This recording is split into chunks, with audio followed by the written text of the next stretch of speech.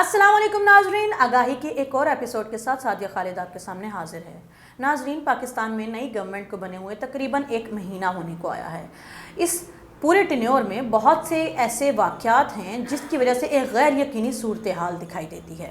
ابھی حال ہی میں جناب وزیر اعظم شہباز شریف صاحب نے اقتصادی رابطہ کمیٹی کی چیئرمین شپ لی، اور چیئرمین شپ لینے کے بعد انہوں نے ارسا کے چیئرمین کی تقرری کا اعلان کیا۔ جس نام کا اعلان کیا گیا، پیپلز پارٹی نے اس کے خلاف احتجاج کیا، اور جب دباؤ آیا اپنی کولیشن پارٹی کے طرف سے تو شہباز شریف صاحب کو نام واپس لینا پڑا۔ یہی واقعہ ہوا آئی جی سندھ کے ساتھ کہ جو نام شہباز شریف صاحب یا پھر وزارت وفاق کی طرف سے دیا گیا اس کو واپس لینا پڑا پیپل پارٹی کے دباؤ کی وجہ سے۔ آخر یہ دباؤ کہاں تک جو حکومتی معاملات ہیں ان پر اثر انداز ہوگا، اور اس کا پاکستان کے اقتصادی اور معاشی جو حالات ہیں ان پہ کیا اثر پڑے گا، اسی حوالے سے آج کے پروگرام میں ہم بات کریں گے۔ ہمارے ساتھ موجود ہیں چیف ایڈیٹر روزنامہ سرزمین جناب صفدر علی خان صاحب، آئیے ان سے بات کرتے ہیں۔ السلام علیکم سر، کیسے ہیں آپ؟ بہت شکریہ۔ وعلیکم السلام سر، تھینک یو سو مچ، آپ ہمیشہ اپنا قیمتی وقت دیتے ہیں اور ہمارے سننے والوں کو اپنی قیمتی رائے سے آگاہ کرتے ہیں۔ سر، ابھی جو حکومت نئی بنی ہے پاکستان میں وزیر اعظم شہباز شریف صاحب کی زیر صدارت، انہوں نے جو حکومت میں آنے کے بعد پیپل پارٹی کے ساتھ کولیشن کی گورنمنٹ ہے، جو انہوں نے فیصلے کیے ہیں ایسے لگ رہا ہے کہ فیصلے کسی مشاورت سے نہیں ہوتے، کیونکہ وہ فیصلہ لیتے ہیں پھر یو ٹرن لیتے ہیں اور وہ فیصلہ واپس لے لیتے ہیں۔ ارسا کے چیئرمین کو انہوں نے تقرری کی اور وہ پیپل پارٹی نے احتجاج کیا، دباؤ ڈالا، انہوں نے واپس لے لیا۔ سیم اسی طریقے سے آئی جی سندھ کا جو تقرری کا معاملہ تھا، انہوں نے تقرری کی، پیپل پارٹی نے احتجاج کیا، فیصلہ واپس لے لیا۔ آپ کو کیا لگتا ہے کہ کیا شہباز شریف صاحب جو ہیں پی ایم ایل این کے جو گورنمنٹ ہے وہ پی پی پی کے ساتھ مل کے ان کی مشاورت نہیں ہوتی اور وہ بنا مشاورت فیصلے لے رہے ہیں، یا آیا ان کے درمیان وہ جو مخاصمت کا رویہ ہے یہ اس کی وجہ ہے؟ جی، بہت شکریہ۔ آپ کی بات کافی حد تک یہ درست ہے کہ نظر ایسے ہی آ رہا ہے کہ ابھی تک جو ہماری نئی حکومت ہمارے سے وجود میں آئی ہے، یہ اپنے فیصلے کوئی مشاورت کے بغیر ہی کیے جا رہے ہیں، جیسے کوئی پہلے طے کیا ہوا ہے کہ یہ ہم کریں گے اور وہ کر دیا ہے، اور جب کیا ہے تو اس کا جو بیک لیش ہے تو پھر وہ برداشت نہیں ہوا، پھر یو ٹرن لیے ہیں۔ آپ نے درست مثال دی ارسا کے چیئرمین کی بھی، اور آئی جی سندھ کی۔ آئی جی سندھ کو بھی 20 دن لٹکائے رکھا ہے، جب انہوں نے دباؤ بڑھایا ہے تو اب بالآخر اس کی بھی تقرری کر دی ہے۔ اسی طرح ایک بہت اہم فیصلہ جو ملک کے لیے انتہائی ناگزیر فیصلہ تھا، اس میں بھی ہمیں بہت نظر آیا ہے کہ لیک آف ایکسپیرینس تو نہیں کہہ سکتے، کیونکہ بڑے یہ کنامکش سیاستدان ہیں اور پرانے حکومت کرنے والے لوگ ہیں، لیکن سی کا جو فیصلہ ہے اقتصادی رابطہ کمیٹی کا، اور وہ وزیر اعظم خود اس کے چیئرمین بن گئے، اور 20 گھنٹے کے بعد وہ فیصلہ واپس لیا اور وزیر خزانہ اورنگزیب صاحب کو دوبارہ انہوں نے اس کو اپوائنٹ کیا۔ حالانکہ یہ پہلے دن سے ہی ہونا چاہیے تھا۔ پاکستان کا جو اس وقت مسئلہ ہے وہ سب سے بڑا اقتصادی مسئلہ ہے۔ ہمارے سیاسی رہنماؤں کے آپس میں کیا تعلقات ہیں یہ بھی میٹر کرتے ہیں، لیکن اس سے کہیں زیادہ ہماری معیشت اس وقت میٹر کرتی ہے، کیونکہ پاکستان پچھلے 5 سال سے تقریباً دن بدن کمزور ہوتا جا رہا ہے اپنے اقتصادی مسائل کی وجہ سے۔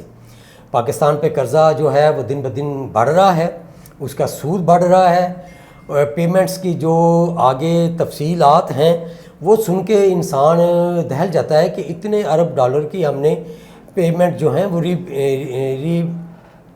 بیک کرنی ہے۔ تو اب جب اتنے بڑے مسائل ہوں، اتنی بڑی ہماری آبادی ہے 25-26 کروڑ کی، نوجوان جس میں اکثریت میں ہیں، تعلیم یافتہ ہر لمحے فارغ اپنے یونیورسٹی سے، کالجز سے، مدرسوں سے فارغ ہو کے فیلڈ میں آ رہے ہیں، ان کے لیے آگے کوئی نوکریاں نہیں ہیں، ان کے لیے روزگار نہیں ہے، تو اقتصادی معاملات کتنے زیادہ اہم ہیں، یہ سب سے بڑا ایشو ہونا چاہیے اس وقت۔ لیکن آپ نے دیکھا ہے کہ اس میں بھی ہماری شاید یگانگت نہیں تھی، ہمارا اس میں سوچ نہیں تھی، ہمارا ویژن کلیئر نہیں تھا کہ کیا اس میں ہم نے کرنا ہے، کیا کرنا نہیں ہے۔ کئی کمیٹیاں ہیں جن میں اسحاق ڈار صاحب برقرار رہے ہیں، جبکہ وہ وزیر خارجہ بھی بن گئے ہیں۔ تو وزارت خارجہ دیکھیں کتنی بڑی وزارت ہے، اور اس کے پاکستان کے کتنے دنیا کے ساتھ اس وقت مسائل ہیں اس وقت بین الاقوامی، جن میں پاکستان کی ایفیلیشن بڑی ضروری ہے، خاص طور پہ فلسطین کا مسئلہ جو ہے اس میں دیکھیں کہ پاکستان کا رول جو ہے وہ لیڈنگ رول ہونا چاہیے تھا، لیکن ہماری وزارت خارجہ کی کمزوری کی وجہ سے ہم اس میں بھی پیچھے ہیں۔ اسی طرح ہم اقتصادی معاملات ہیں، ابھی IMF کی ٹیم آئی ہوئی تھی، وہ ایک سابقہ جو ایک قسط رہ گئی تھی اس پہ تو وہ ایگری کر کے چلے گئے ہیں، لیکن ہم نے ایک نئے ایگریمنٹ میں بھی جانا ہے، اس کے لیے بھی وزیر خزانہ اور ہماری یہ جو کمیٹیز ہیں ان کا بڑا وائٹل رول ہوگا۔ تو یہ وزیر اعظم کے کام نہیں ہے کہ وزیر اعظم ان چیزوں پہ بیٹھ جائے یا وزیر خارجہ ان چیزوں پہ انوالو ہو جائے، یہ پیورلی اقتصادی معاملات ہیں، اس کو اقتصادی ماہرین کو ہی دیکھنا چاہیے۔ اگر یہ مجبوری میں یا خوشی میں مسائل کو دیکھتے ہوئے یا مسائل کو حل کرنے کے لیے ایک وزیر خزانہ کو لے آئے ہیں، اس نے اس پاکستان کے لیے اپنی غیر ملکی شہریت بھی چھوڑی ہے اور ایک کثیر تعداد میں ان کو جو تنخواہ مل رہی تھی وہ بھی چھوڑی ہے، تو ہمیں اس کو پازیٹیو لینا چاہیے اور یہ سراہنا چاہیے ہمیں، ان کو اس پہ ان کو خوش آمدید کہنا چاہیے کہ وہ انہوں نے پاکستان کے لیے کیا ہے، نہ کہ ہم یہ کیڑے نکالیں اور نئے باتیں کریں۔ تو ان کو کام کرنے دینا چاہیے اور ویژن جو ہماری یہ حکومت ہے اس کو کلیئر کرنا چاہیے اپنا، اور وہ کام کرنا چاہیے جو اقتصادی معاملات کو حل کرنے میں فائدہ مند ہو، نہ کہ ان مسائل کو مزید لٹکانے میں اور یا ان کو بڑھانے میں ہمارے یہ فیصلے جو ہیں وہ اس کا سبب بنے۔ صحیح سر، پوچھنا آپ سے یہ چاہوں گی کہ PMLN کی جو پالیسی ہے وہ نجکاری میں بلیو کرتے ہیں، انہوں نے اپنے منشور میں بھی کہا تھا کہ وہ ڈیفرنٹ جو ادارے جو کہ نقصان میں جا رہے ہیں وہ ان کی نجکاری کریں گے، جبکہ PPP کی جو پالیسی ہے جو منشور ہے اس میں یہ نجکاری کہیں سرے سے ہے ہی نہیں۔ تو اب ان کے درمیان یہ جو منشور کا تصادم ہے، اس سے مزید کیا رسہ کشی کی صورتحال پیدا ہونے کے چانسز ہیں، اور اگر ہوگا تو کیا آپ کو لگتا ہے کہ یہ جو کولیشن گورنمنٹ ہے یہ 5 سال پورے کر پائے گی اس رسہ کشی کی صورتحال میں؟ دیکھیں، اصل معاملہ یہ میں سمجھتا ہوں نہیں ہونا چاہیے کہ یہ حکومت 5 سال چلے گی یا نہیں چلے گی۔ یہ ایک آئینی تقاضا ہے، ان کا آئینی مینڈیٹ ہے، اگر وہ اس پہ پورا اترتے ہیں تو انہیں اپنی مدت پوری کرنی چاہیے۔ اصل ایشو یہ ہے ملک کی اقتصادی حالت، ملک کے مسائل، یہاں کی جو 25 کروڑ آبادی ہے اس کے مسائل، اصل فیکٹر یہ ہے، اور سب کو اس کی طرف دیکھنا چاہیے اور سب کو اس پہ مل بیٹھنا چاہیے۔ ایک ہمیں اقتصادی روڈ میپ تیار کرنا چاہیے، اس پہ تمام اپوزیشن اور حکومتی پارٹیوں کو اتفاق رائے لینا چاہیے اور ہونا چاہیے۔ اس میں یہ میری تیری نہیں ہونی چاہیے کہ میرے منشور میں یہ ہے تمہارے منشور میں یہ ہے۔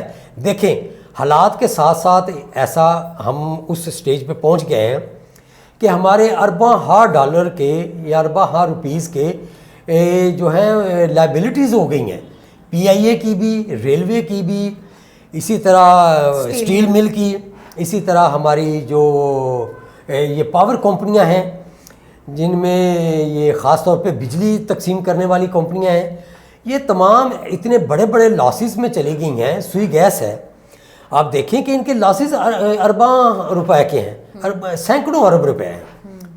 تو یہ کس نے دینے ہیں؟ یہ اس قوم نے دینے ہیں، یہ پیپلز پارٹی نے یا نون لیگ نے یا PTI نے تو ادا نہیں کرنے۔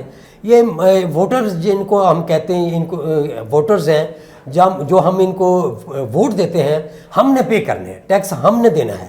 ملک ہمارا ہے، ملک کی استحکامت ہماری استحکامت ہے، اداروں کی استحکامت قوم کی استحکامت ہے۔ تو اس بارے سوچنا چاہیے، جو چیزیں ضروری ہیں وہ PP کی منظور نظر نہیں ہونی چاہیے، وہ نون کی منظور نظر نہیں ہونی چاہیے، وہ PTI کی منظور نظر نہیں ہونی چاہیے، وہ قوم کی منظور نظر ہونی چاہیے کہ جو قوم کو فائدہ دے، جو پالیسی وہ نجکاری کی ہو یا کسی ادارے کو چلانے کی ہو، وہ یہ دیکھا جائے کہ اس کا اگر ہم اس کو کنٹینیو کرتے ہیں تو قوم کو، ملک کو اقتصادی طور پر کیا فائدہ ہوگا، کیا نقصان ہوگا۔ آپ نے بالکل اقتصادیات کے حوالے سے بات کی، تو اسی حوالے سے میں جاننا چاہوں گی کہ اقتصادیات اور معاشیات کے اندر جو سب سے بڑا ہمارا مسئلہ ہے وہ IMF سے بیل آؤٹ پیکج لینا، پھر ان کے سود جو ہیں وہ ان کو واپس کرنا. تو آپ کو لگتا ہے کہ اب ہم کیا یہ والی جو گورنمنٹ ہے یہ اس پوزیشن میں ہے کہ IMF کے ساتھ بیٹھ کے جو اگلا جو ہم نے بیل آؤٹ پیکج کے لیے معاہدہ کرنا ہے ہم اپنی شرط شرائط رکھ سکیں گے؟ دیکھیں جی، جب تک ہم اپنا ہوم ورک مکمل نہیں کریں گے، اپنا ہوم ورک کو درست نہیں کریں گے، آپ کسی بین الاقوامی ایجنسی تو کجا، آپ کسی دیگر شخص سے بات بھی اس پائے کی نہیں کر سکتے جب تک آپ کا ہوم ورک ٹھیک نہ ہو. تو اگر انٹرنیشنل اداروں سے آپ نے کوئی لین دین کرنا ہے تو اس کے لیے آپ کا ویژن بالکل کلیئر ہونا چاہیے، آپ کا روڈ میپ بنا ہونا چاہیے، آپ کے اقتصادی ماہرین کی رائے اس میں پہلے سے شامل ہونی چاہیے کہ اس کے لینے سے یہ فوائد ہو سکتے ہیں، اس کے نہ لینے سے یہ نقصانات ہو سکتے ہیں، اور اگر ہمیں ملے گا تو ہم نے کس طرح اس کو یوز کرنا ہے، کیا کیا ہماری لائبلٹیز ہیں جن کو ہم نے پریارٹی پہ رکھنا ہے، کیا کیا چیز ایسی ہے جن کو ہم نے مؤخر کرنا ہے. جب تک آپ یہ چیزیں تیار نہیں کریں گے، اور اس سے سب سے بڑھ کے بات یہ ہے کہ حکومتی اخراجات جو کہ للے تللے آپ دیکھتے ہیں، صرف یہ اعلان کر دینا کہ ہم تنخواہ نہیں لیں گے. تنخواہ کتنی ہوگی جی؟ چند کروڑ. تو جہاں اربوں کا مسائل ہیں وہاں کروڑ سے کیا ہوگا؟ وہ فائدہ اس وقت ہی ہوگا جب وہ ایک پورے دیانتداری کے ساتھ، پورے ایک سٹرکچر کے ساتھ ملے گا نہیں. آپ گاڑیوں کے پٹرول، عملہ،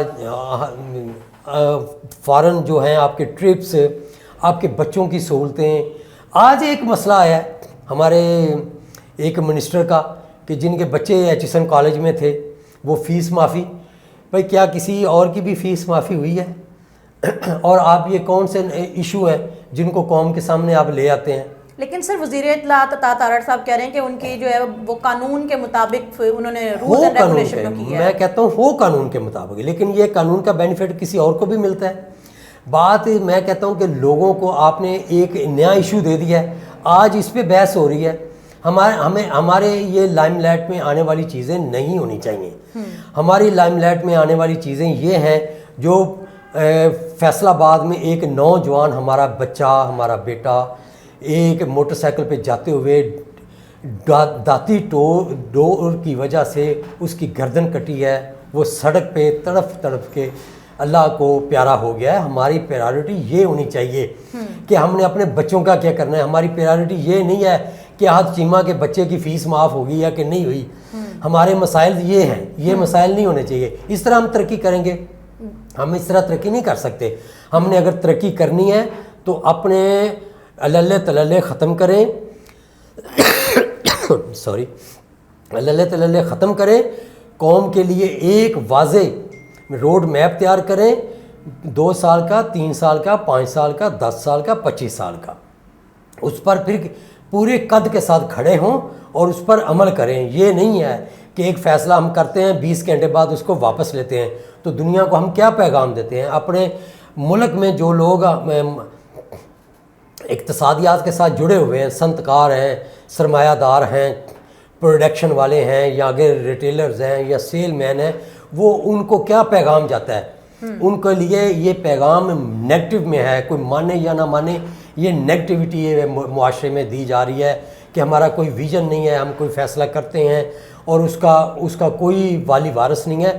فیصلے جو کریں وہ پورے دھیان سے، اطمینان سے، یکسوئی سے کریں اور ان پر پھر عمل پیرا ہوں.